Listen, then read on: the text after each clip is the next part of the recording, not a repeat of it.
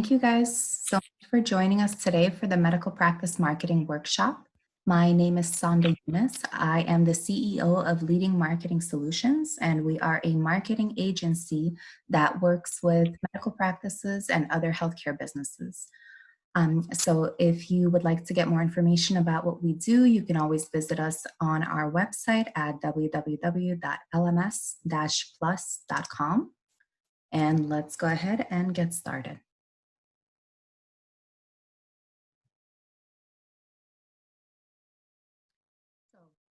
To begin to market your practice, you first need to figure out who it is that you want to market to, right? To identify who your target patient really is, one of my favorite things to teach is the 80-20 rule. And what the 80-20 rule says, it's also known as the Pareto principle.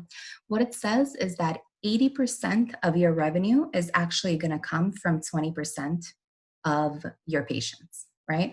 Now, that's me putting it into medical practice terms, but really this is a law in nature that applies to pretty much anything, right? So for example, if we go back to our marketing medical practices example, you can also think of it this way. 80% of your patient visits come from 20% of your patient population. Right? So as an example, we have several pediatric practices as family businesses, and our target patient is actually, a mom of a patient. So that's who we are aiming our marketing at, right? Mothers or parents. So of course, parents works, but if we want to go ahead and get even more targeted, really it's the moms that are looking for pediatricians, bringing the kids to the offices, right? I mean, of course, there's going to be exceptions. There are single dads or there are dads that are very involved, but you really kind of just want to think about the majority, right?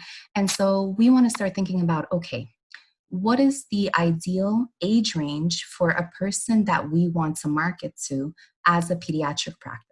Right? So we want to kind of look at women of childbearing age, of course, right? So we want to start looking at maybe women, and we can start at 18. We have a lot of teen moms at our practices as well. But we can start at 18 and we can go up to, maybe 40. Now, if you go even higher than 40, you can think, okay, well, now I'm targeting the grandmothers, right? Because a lot of the time, grandmothers are also very involved in, raising children, or maybe they are, the ones that are advising their kids on, okay, well, you should take them to this pediatrician. I saw this pediatrician, on TV or on a billboard or something, right? So you don't want to discount those either. Now, when you're actually doing paid advertising, you do want to target in on who is the most ideal client, right? So for us, it would really be somewhere from 20 to about 35. Those are the people that we get the most traffic from. So that's age range, right? So you want to think about, for your practice's specialty, what is the age range of the patient that you are marketing to? And then again, gender. Does your practice specialize in women's health, men's health, both? Again, for us as a pediatric practice, we're looking at women more, of course. And then location. You don't want to market to your whole city, right? We're in Ocala, Florida. We're not marketing to all of Ocala. Now, if you have multiple locations, you can definitely market to your whole city, but it's usually better to do localized ads around your specific location, right? So, for example, you really want to focus in on about 15 to 20 miles, right? A radius around your actual location, and target those people if possible, right? Now, it's going to depend on what marketing strategies you're using. If you're using something like Facebook or Google advertising, it's very simple to put in your business location and then just set a radius for it, right? Now, if you're using other marketing strategies, maybe you're doing billboards, you want to put it in the areas that are actually close to your practice, right? Because then those people that are driving by them likely live in that area and are more likely to become a patient of yours. Okay, so you really want to target in on the location that is closest to your practice. And then desired or needed services. So again, as a pediatric practice, of course, we're providing general pediatric services. We're doing child wellness exams, immunizations, right? But that's what every other pediatric practice does as well, right? So one thing that separates us is that we started providing a lot of mental health, behavioral health. We see a lot of the ADHD population in our area. And so that started kind of setting us apart, right? So now when we're marketing, we kind of want to target in on that population that we're serving the most, right? Because when they're looking for a practice that specializes in what they're looking for, that's what we're already known for, right? So you really want to think about which are the services that you're providing that have the most demand, right? And where are those clients that have that demand for your service? And then again, depending on, whether you take insurance or not, whether your patients are self-pay. So you want to start thinking about, if I am a practice accepting private insurance, I'm going to be going after a more higher income clientele, as opposed to if, as in our case, we're actually 90% Medicaid, right? So for us, it doesn't matter as much. So we're not going to have to separate that. But for a practice that either, has only self-pay options or only accepts private insurance, then that's also something that you want to target in on, the income level of the people that you're going after. Once you've identified your top client, your top patient, you want to go back to your top services, right? So again, bringing back the 80-20 rule, if you apply it to services, you will find that 80% of your revenue is actually probably coming from 20% of the services that you're providing, right? And also, one thing that I didn't mention when we were speaking about the target client, to bring back the 80-20 rule, why this works and why I have tested this in our practices as well as in other businesses as well. We see patients from 0 newborn to 21 years of age, right? Now, from newborn to 4 years of age, we see those kids a whole lot more than we see them after 4. And that's because from newborn, they're going to have a lot of wellness checks that they have to come in for, right? Their insurances mandate that they come in for these wellness checks. And if they don't, they can even be kicked off from their insurance plan, which it's not great, but that's the way that they make sure that these kids are coming in for preventive care and that they're not, ending up in the ER or urgent care unnecessarily. So these babies are coming to see us, newborn 1 month, 2 months, 4 months, right? And all the way up until 4. About every 2, 3, 4 months, they're coming in, right? Then they need to come in to get their immunizations, right? And that's really mostly during that time period before they start school. Then after 4, it goes to yearly. So now they only need 1 wellness exam every year, right? So unless they get sick, we're only going to see them once a year. So already when we are doing paid advertising, we want to focus that on actually mothers of children from newborn to 4 years of age, right? And the younger, the better. Because maybe 4 is already too late, honestly. We want to go to newborns to 2 or 3 years of age, right? That's going to be our sweet spot. So that's another thing that you really want to think about is, are there external forces that can help you bring these patients in, whether it's insurance regulations, state regulations, school mandates, work mandates, whatever it may be. Think about how you can use that to give these patients a reason to come back. Okay, going back to top services. So again, and it depends on the type of practice that you are in, but are there services that sell the most?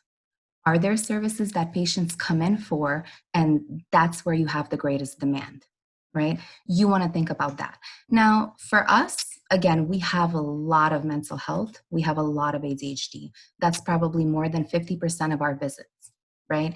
And so this is a huge one that we want to focus on. And when we're doing advertising, we are absolutely mentioning that that's what we do and that that's what we specialize in, right? So is there something that can set you apart from other practices in your specialty that you can use as a selling point, right? Because then if a patient comes to you for that service, but then they become your patient, now you can also sell them other services, right? So if they come to us for ADHD management, but now they're going to switch to us and we're going to become their general pediatrician as well, right? Because they don't want to have to go to 2 different pediatric practices. And on Medicaid, they're not even allowed to go to 2 different pediatric practices.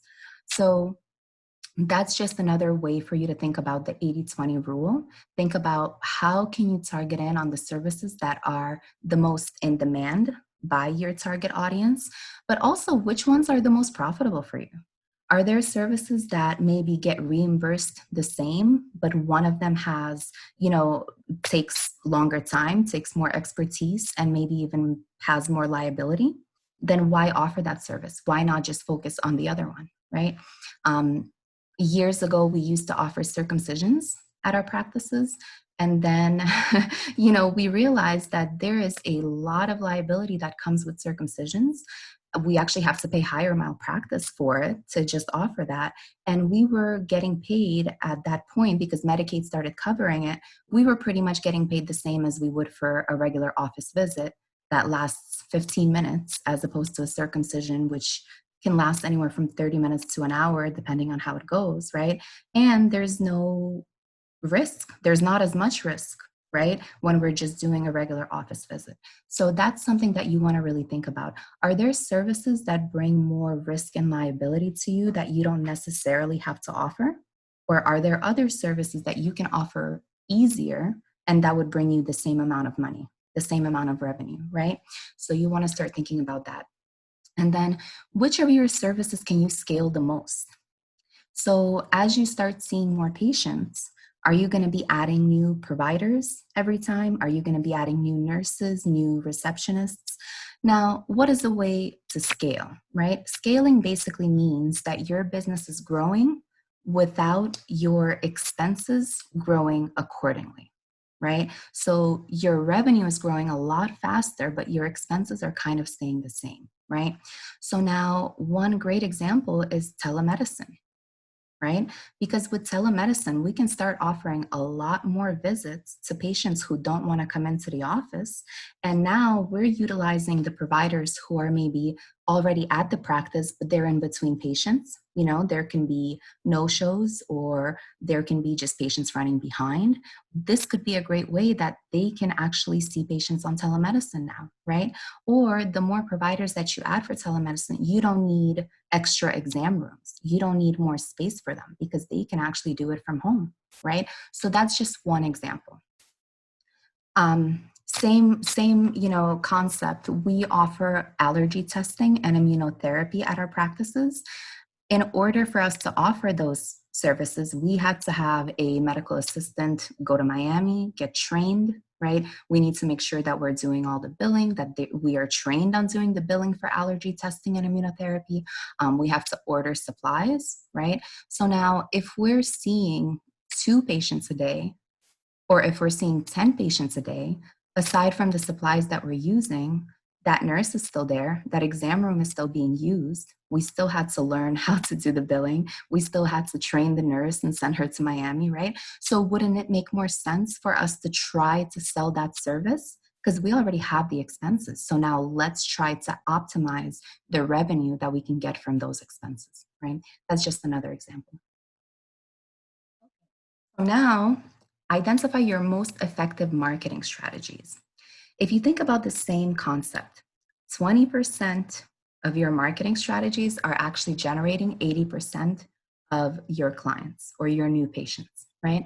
So here is a list, not comprehensive at all, but just some ideas to throw at you. And you can kind of look at it and see, okay, which ones of these are you already doing for your practice? And which ones do you maybe want to start implementing, right? So if you have already done some of these, you want to start thinking about, was it successful? Did I see patients from it? Were you able to even track? Did you have a good tracking system in place to know where your patients are coming from, right? And then if you see that you've already had something that was successful, but then you also tried other strategies that were not as great, you want to take the budget, the marketing budget that you have allocated to the other strategies that were not as great, and you put that same marketing budget into the strategy that is working for you. And that's really going to be the best way. Now, if you haven't done too much marketing at all, or you're not really familiar with the best way to start, I will be going over these. So just stay tuned. Every practice has to have a website, right? That's kind of step one. It's a given. It's not a luxury. If you don't have a website, you don't exist on the internet, right? And that's not a good way to start. Search engine optimization, better known as SEO, is the way that you can drive traffic to your website, right? So you have a website, it can look great, it can have amazing content, but if no one is finding that website when they're searching the services that you offer, so for example, if someone is going in and searching for pediatrician in Ocala, we want to make sure that we're at the top, right? And the way that you do that is by doing search engine optimization so that you're actually getting traffic to your website just from Google searches or Yahoo searches or whichever search engine, right? So we will talk more about that. Then social media marketing is absolutely really important right now. Social media marketing is not really where you're going to get the most patients from, but it is where you're going to be able to build your brand and make it more credible in the eyes of Google, as well as in the eyes of your potential patients, right? So when patients are going on social media, they're not specifically going there to find services or to be sold to, as opposed to search engines, right? When they're going to Google and they're typing in pediatrician in Ocala, that means they need one, right? And they're more likely to buy if they go to your website and they see what they like, right? With social media, they're there to chat with their friends and they're there to see cute cat videos. They're not there looking for services. But when they see your posts as a practice, right? And what we found on social media is that patients love funny stuff, right? People in general love funny stuff. So whether it's funny, appropriate memes, or, some kind of cartoons or even inspirational quotes are huge.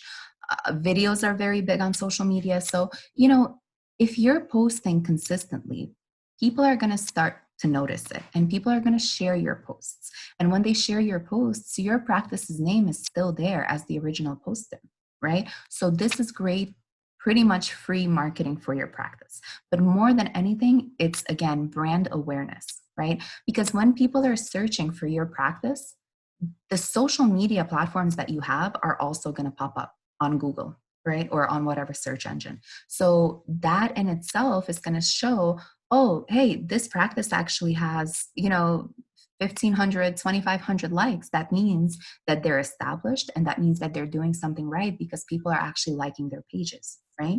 So that's just another way of thinking about social media marketing. It's not specifically how many patients I'm getting from it, but how much exposure and how much brand credibility am I getting from it.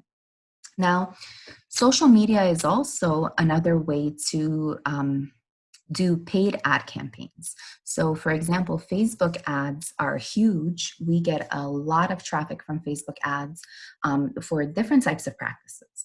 And, it's a very affordable way to advertise. And there are so many targeting capabilities that whatever we just went over as far as finding your ideal client, you can target in on exactly who you're looking for with Facebook ads, right? And then same with Google ads. Paid ad campaigns includes also Google, and it's a very similar process to Facebook ads. Now, I recommend trying out both because sometimes you will see that for one type of practice, Google ads are actually more affordable and get more clicks.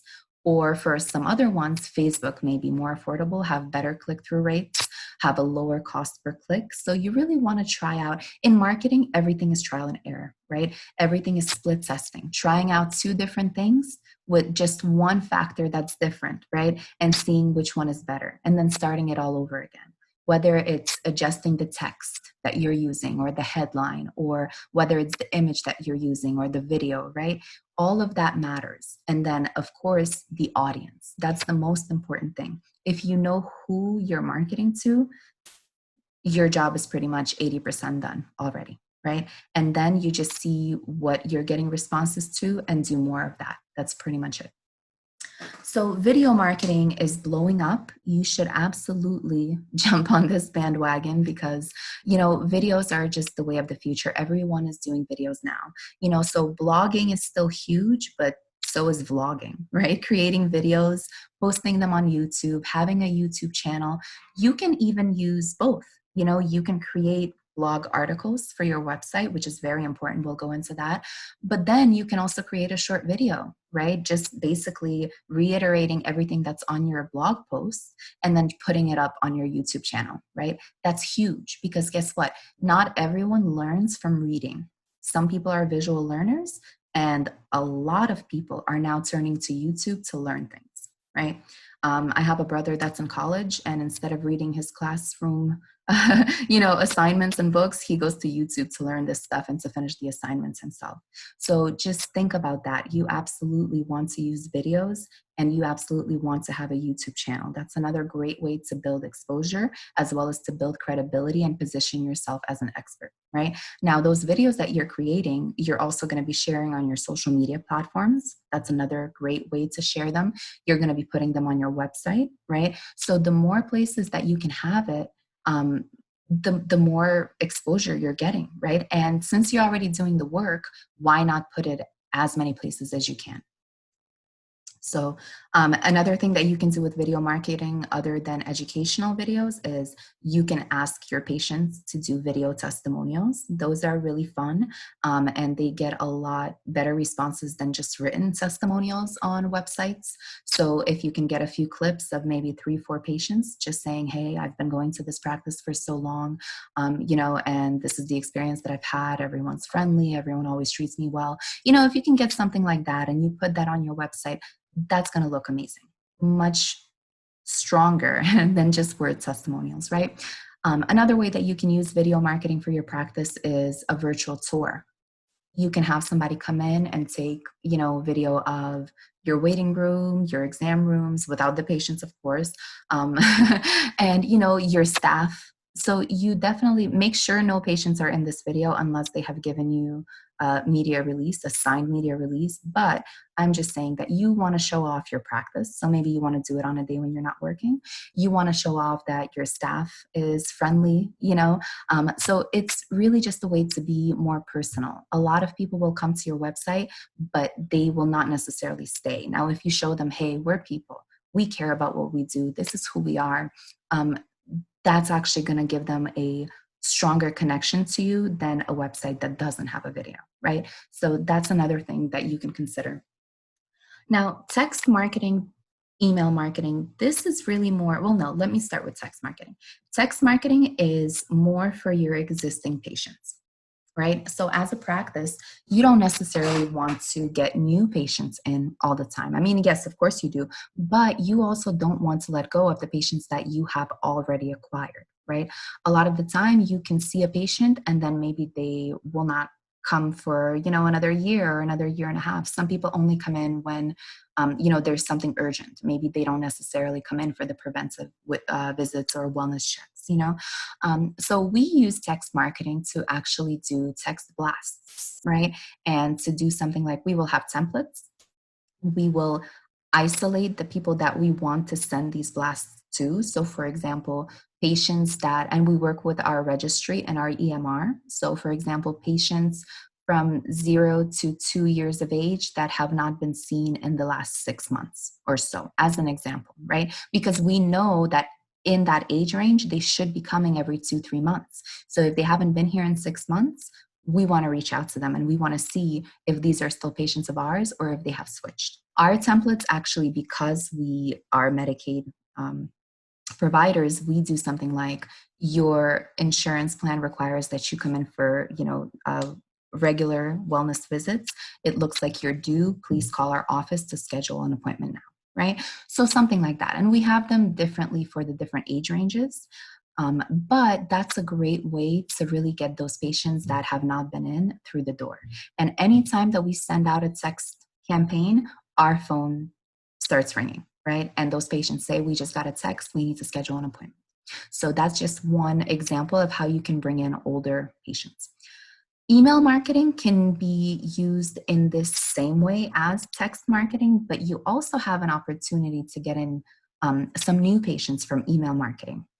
But for that, you have to provide value, right? So again, we're going to go back to having an active blog, posting a lot of information that would be relevant and beneficial to your target audience, right? And then if you're already creating this content, you can just use that same content and put it in your emails, right? Send out maybe a weekly email blast to first you can get your patients registered, signed up for it. Maybe you can have some signs in your waiting room. Oh, sign up to our email list for, updates and great patient education, something like that, right? But then you can also share it on your social media and potentially get new patients. You can share it on your website. You can have an email subscriber box and then really just use that content that you're creating for your blogs, for your website, and put it in your emails, right? And then also this gives you a great way to notify them of other things, maybe such as it's flu season, come get your flu shot today, or we have extended our hours. We are now open Saturdays, right? Whatever it is that you want to communicate to them, this is a great way, email marketing. You can also do the same with text marketing. It's just going to depend on how long the message is because most of those texting platforms do charge per message and they have a certain amount of characters, right? So it's really just going to depend on what works best. Okay, so positioning yourself as an expert. I briefly touched on this, and basically, you want to be seen in your community as an expert in your field, right? You want to be that trusted, credible source of information that people come to when they need advice or when they have questions on anything that is your expertise, right? So, how you can do that is again, if you have a YouTube channel, and you're positioning yourself as an expert who can answer these questions for them, that's a great start. By blogging, again, you're positioning yourself as an expert. If you can contribute articles to different publications, credible publications, that's great. You definitely want to share those links on your website. That makes you look very reputable and successful, right? So those are just a few other ideas. Referral system and word of mouth. So if you can, generate enough word of mouth, whether it's from existing patients that are coming to you and who love your practice, or whether it's from people that are vouching for you, or people that you meet during networking events, can those people be out there and be your practice's champions? Absolutely. But of course you have to give something in return, right? So you also want to always cross promote people, right? If possible, if relevant. But you also want to think about, okay, how can I create a referral system? Like, yes, I want word of mouth, and I'm hoping that people are saying nice things about my practice, but you can also kind of make it more systematic. Again, as an example, for our pediatric practice, we have formed very good connections with the OBGYNs in our community. We have good relationships with the hospitals, with midwives, birthing centers, right? And we basically bring them donuts every 6 months, So it doesn't take a lot, but just showing up, showing your face, reminding them that you're there, asking if you can leave some of your flyers, right? That's what we do. And then if your flyers are there, not only do they remember you, and if someone asks, hey, do you know of such and such doctor who can provide these services? Yes, here's a flyer, right? Or even if they're not actively doing it, but they're just leaving your flyers in their waiting room, the patients that are sitting there can easily pick them up as well, right? So that's just an example. So you want to think about, for your practice specialty, who is it that sends you the most referrals, right? And then you identify them in your city and you start making some connections with them, right? Whether you give them a call or you just drop by or you contact them on their website. I always think dropping by is really the best way. Always have something, whether it's candy, cookies, it doesn't have to be expensive, but those people, the front desk girls, the MAs, they love it, so that's something that you want to do. And they're always willing to share your flyers. So now, that's referral system, online reputation management. This one is important. So these are your reviews on Google, on Facebook, on Yelp, Yahoo, all of these other engines where people can leave reviews for your practice, you want to be very, very mindful of what's going on there, right? Because you can be doing all the marketing in the world and spending a lot of money on bringing in new patients. But if your existing patients are not happy and they're putting terrible reviews about you online, then that's going to deter a lot of patients who could have become new patients, because they're going to say, well, I don't want to go to a place where, they treat people like so and so, right? So you always want to see what is out there. And if you do get a negative review, which we all get negative reviews, you cannot please everyone. And again, when patients are coming to practices, most of the time it's because they're dealing with something, right? Especially, for us in a pediatric office, these are parents whose children are sick. If something, even the slightest thing goes wrong, they're already nervous and anxious and stressed, right? So it's very easy for them to go and put a negative review. Now, that's actually going to affect your online reputation a lot. So when you get negative reviews, you want to try to address them, right? You don't want to start defending yourself. You don't want to start saying, well, no, this never happened. You just want to reach out to them and say, hey, can we speak about this privately, right? And you can always say something like, we are sorry you had a negative experience. How can we make this better? How can we reach you? So you do want to respond to them. And even if you're getting great reviews, that's awesome. You want to respond to them. You want to say, thank you so much. We appreciate you being a patient here. Thank you for your review. So you want to be active on there. You want to show people that you care about the reviews that you're getting, that you're paying attention to them, right? So that's your online reputation management. One way to start getting some additional reviews is by implementing either a text marketing or an email marketing campaign where after each patient visit, they get, either a text or an email saying, how was your visit? Could you please rate us on Google or on Facebook or wherever you want to be, right? So having an automated system like that will really help you stay on track with this, because a lot of the time, if you're just asking them, a lot of the time, either your staff will forget to ask or they will just forget to do it after they've left, right? But if they're getting a message and the link to leave a review is right there and it's as simple as possible, they are much more likely to do that, right? Okay, professional networking. Networking is huge. A lot of practices that I know, and even including my father, the pediatrician, they don't like networking because it takes time, and yes, it does, and it's not really direct, right? Because when you're going to a networking event, for us, it's not like every single person there is going to be a mom of a newborn from 0 to 2 years of age who lives in a 15-minute radius of our practice, right?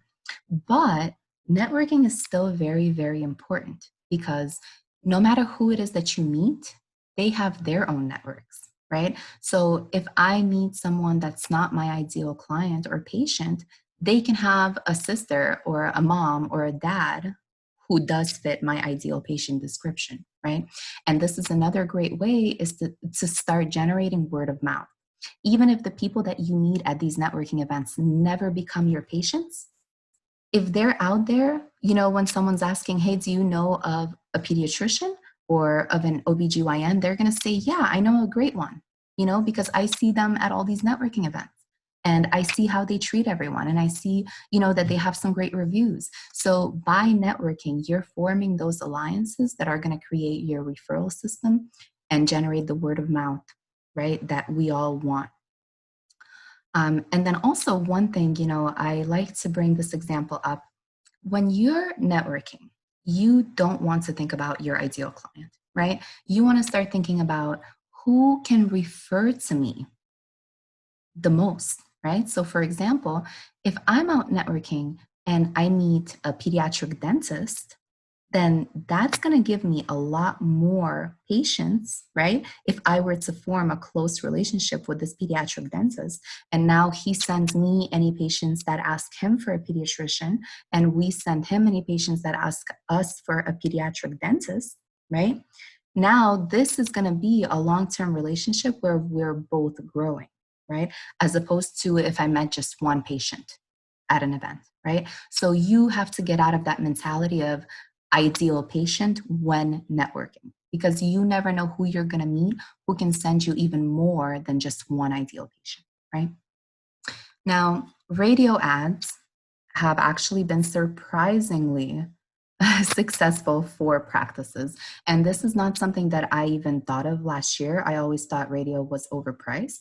And, we started running radio ads just this, I would say, maybe 6 months ago. And we've seen some great increased traffic to our website from them. And our numbers have gone up. We have gotten new patients. So radio is definitely worth considering if you haven't tried it yet. Billboards are pretty big. If that's something that you're interested in doing, they are costly as well. Radio is as well. So, you may want to choose one or the other if that's something that you're interested in. I think that there are better ways that you can use billboard budget. I believe that internet marketing will be more successful at this point. Billboards are really more for brand awareness. So when people are driving around and they see it, it is going to register in their mind. So I'm not saying it's bad, but I'm saying that if you have a limited budget and you would rather go with what's going to bring you the most return on investment, I would say take that budget and put it into either Facebook or Google Ads. And then there are, of course, other advertising options that you may want to consider. So and we'll go into some of them a little bit later, but it's going to depend on your practice again. So, again, as a pediatrician, we actually have ads in yearbooks, right? So that's not something that's going to make sense to a dermatologist, but it makes sense for us, right? So think about, where are the people that you're looking to attract, and see if there are advertising options there.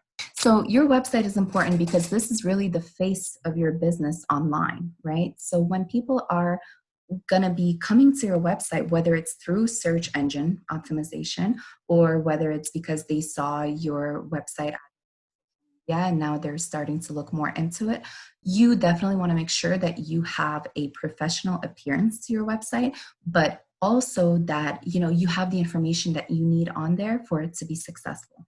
So you don't want to have a blank website with just some pictures and some contact info, right? Because first of all, that's not going to rank on Google. Your SEO is not going to, it's not going to be existent.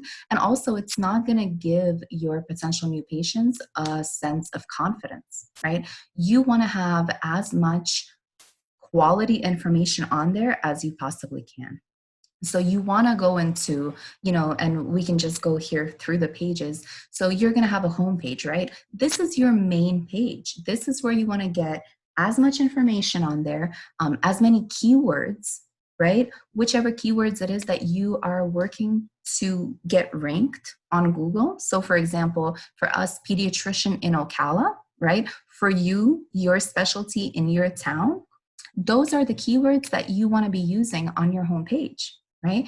If you're looking for a pediatrician in Ocala, there we go. I just used it, right? So you want to get those keywords in, as much as you possibly can without it looking like you're doing it on purpose, right? You want to get those keywords in just in a way that's still going to be readable for humans, right? But that will also communicate with Google and other search engines that, hey, you're looking for these keywords, we've got these keywords, right? And when they find those keywords on your website, that's when they're going to show you in the search engine results, right? So you want to make sure that you've got those keywords on your homepage. Then you want to have your social media links. So whatever social media you're on, you want to make sure to link to it from your website. It can be just on your homepage. It can even be in your header so that it stays on every page, or even in your footer. I prefer header just so that it's more visible. People usually pay more attention at the top of the page. So that's where you put all of your important information, and then whatever is not too important, you can put at the bottom. So even if you're doing your keywords, right, and you want it to look more natural, leave that for the bottom. Not as many people are going to get all the way to the bottom, but Google will still register those keywords, right? Social media links, contact info. Usually you want to have your phone number right at the top in the header, either in the middle or in one of the corners. Left hand corner is usually better. You want to have your top services. You don't necessarily have to list all of the services that you offer, but you want to have just the top ones with links to individual service pages. If you don't have individual service pages, then just to your main Our Services page, right? You want to link to that. It's very important to have easy navigation and a lot of linking, internal linking in your website from one page to another. That's very important. And then, so you've got your About Us page. Oh, sorry, homepage. You want to put your testimonials. This is where you're going to put your video testimonials, or even if they're just written testimonials, that's fine too. But you want to put them on the homepage so that people can see them right away. And then if you have a blog, which I highly recommend, you want to find a way to make it so that you have your latest blog posts show up on your homepage, right? And then when they click on them, it takes them to the actual blog. And the blog is usually lives within your website, you know, so if you're using whatever platform it is that you're using, it will usually have an option to have a blog, and you just upload those articles and it just kind of, you know, it stays there as a separate page on your website, but you can link to it, right? You can link to it from your homepage. You can link to it from your footer, right? So you definitely want to keep that active. I recommend at least one blog post a week, right? And then About Us. So you want to have your mission and vision statement. If you have any cool, you know, videos of your office or your staff, absolutely put it there. Pictures are fine as well. You want to have your providers, you know, pediatricians, mid-level providers, physicians, whoever you have that's seeing patients. You want to have a nice bio for them, and you want to have a professional headshot for them, right? Strength in numbers. You want to show that you have a strong team that can take care of any patient. If you have some great pictures of your office, absolutely include that. Some offices have some great designs in their waiting rooms. That's something you want to show off, you know. So anything good that you can show off, you want to put it on your website, right? Then we're moving to Our Services. So this will be, you know, one main page for your services that is going to list out all of the services that you provide. But ideally, each one of those lines, when you click on it, will be a link to an individual landing page specifically for that service, right? And when you're building out your menu at the top of your website, you want to have those drop downs. So you're going to have a menu button that says Our Services, but then when you hover on it, it's going to have the drop downs for every single service. And why you want to do that is because that site structure is incredibly important for your search engine optimization. Okay, so that's something you want to do. And then not only that, but the more pages you have, especially if they're pages with actual valuable content, then also that's great for search engines. They just see you as a bigger, more credible company. Your blog, whether you name it a blog or a patient education page, whatever you want to have, very important, you know. And then patient forms. If you have a patient portal through your EMR, you absolutely want to put a link to the patient portal. And then the Contact Us page, right? So on Contact Us, you're going to have hopefully a map to your location, an address, phone number, email, fax number, right? Again, you can put the social media links, and then you can also have a Contact Us form, right? So you want to give them different ways to contact you. And you want to have a call to action, right? So you want to tell them what to do. A lot of the time, you know, we can make it as simple as possible, but we don't tell them what the next step is. And that's very important. So are you ready to join our practice? You know, click on the patient portal link to create your account, right? Or are you ready to become a new patient? Call us to schedule your first appointment. Whatever action it is that you want them to take, you want to tell them to take it, right? And then that just makes it easier for them to say, okay, I'm ready. Here's what I'm going to do. Okay, so important factors to a successful website. Aside from the content that we just spoke about, you want to make sure that your website loads fast, right? A slow loading website is a great way to lose potential new patients, because if they click on your website and it's loading and it's not loading and it's taking forever, they're probably just going to click out of it and go find another website that loads faster. Okay, so very, very important. SSL certificate, this is the security certificate that changes your HTTP at the top in the URL bar to HTTPS, Okay. And when you don't have that secure SSL certificate, right, and you don't have that S, then it's actually going to have an unlocked lock next to it, right, which shows that it's not secure.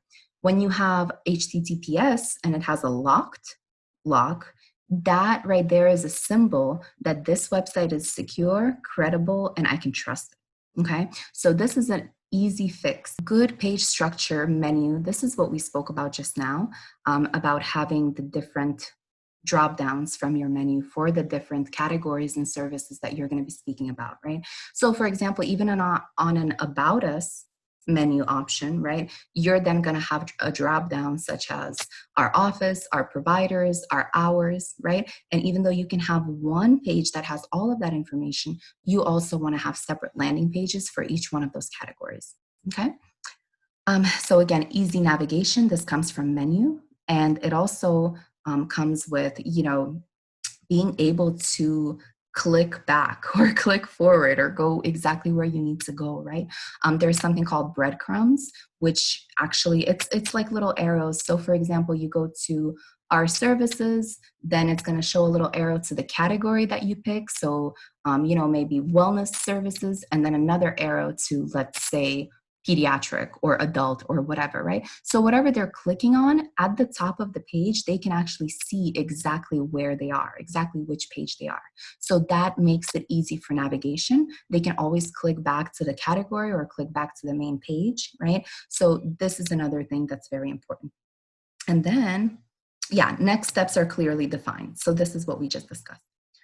So SEO, search engine, I've touched on it a few times here, but basically it's a way to drive traffic to your website, right? So there's on-page SEO, which is when you're building the website and you want to keep in mind, okay, the tags, right? The meta descriptions.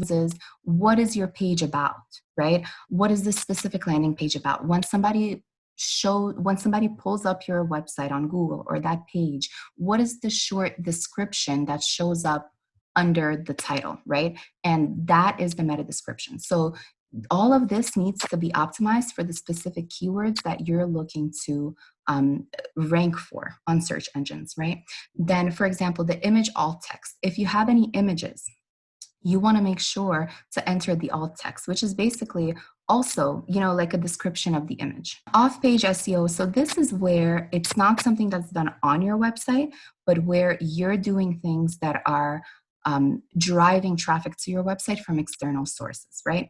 So now blogging, of course, it's a part of your website, right? But you're sharing it as well.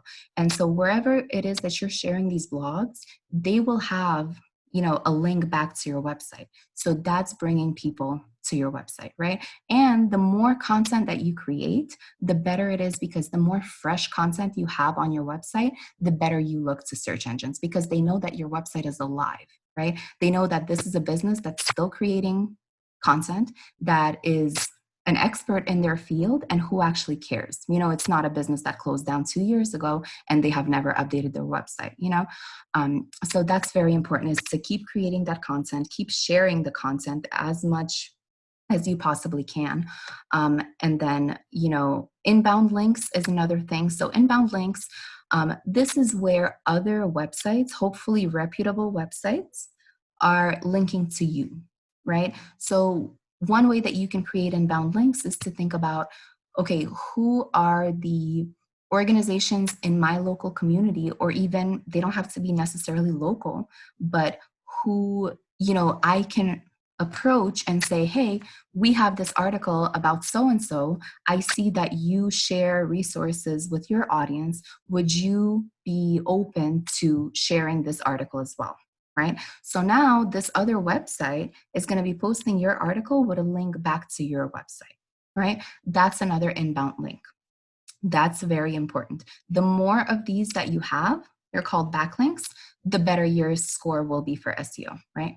Press releases, same thing. Another way to get your information out there. And press releases are more for, updates in your business. They're more professional than blog articles, right? So this will be something like, so-and-so pediatrics welcomes a new pediatrician named, blah, blah. Here is a short bio and, we're so excited. So that's something like a press release, right? And then again, link to your website. So the more of these, the more content that you have out on the internet that's linking back to your website, the better, okay? Citations, these are your online business directories. So for example, getting on Yelp, getting on, Yahoo, getting on Google My Business is another thing that I'm going to mention now, but of course, Google, and then there are so many others. There are probably hundreds of different online directories that you can add your business to, right? Now, of course, you don't want to just add it to everything. You want to go to the ones that make sense for your business, but that's just another way to create links from reputable websites, as long as you pick reputable websites, to your website, right? And then Google My Business is very important. If you're not on Google My Business, you absolutely need to do this. It's a free listing from Google that every business has. So if you haven't claimed your Google My Business account yet, that's something that you absolutely need to do ASAP. And what's going to happen is that once you claim it online, you go to business.google.com to claim it. If you haven't created your listing yet, it's going to say something like claim your free listing, and you're going to click on that, and then it's going to do a verification. It's going to send you a postcard to your business address, and then you're going to get that verification code. You'll type it in, and then you will have this Google account, which you're going to be inputting as much information as possible into, and it's actually going to act as a second website, but specifically on Google, right? And this is incredibly important. The Google My Business account pulls up in local searches, or whenever someone will be looking for your business, this is going to pull up, and you want to have as much information on there as possible. And then even if they're not looking for your business specifically, but they're looking for something you offer, your Google My Business account will also show up for that if you have optimized it well. Okay? So then social media marketing, will run through this very fast. The 4 that I recommend for medical practices are Facebook. Everyone's on Facebook. Maybe right now we're hearing that the younger generation is not really on Facebook at all. And this is true, but early 20s are still there. So it really just depends on who you're marketing to. And even, people up to 65 are still there. And I mean, there could be more than that, but why I say 65 is because those are the ranges that they give us when we're targeting specific demographics, right? So pretty much all ages, doesn't matter who it is that you're marketing to, you'll be able to find them on Facebook.